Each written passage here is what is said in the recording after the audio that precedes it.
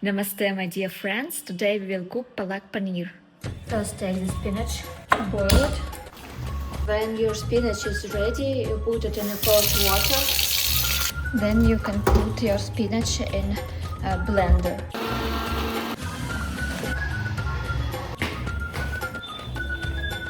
Now we can cut paneer. Fry it a little bit. Add your spices. You can put cumin, coriander, some cloves, cinnamon. Fry your spices.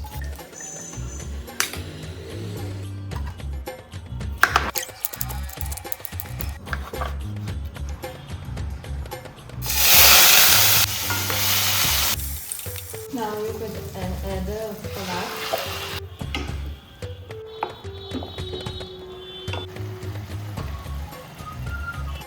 Then at the end you add paneer.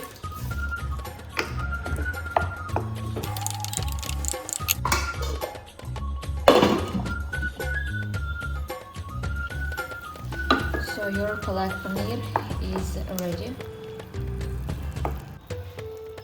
Add curd, Indian dahi. Then I will offer this Palak Paneer to Sri Krishna.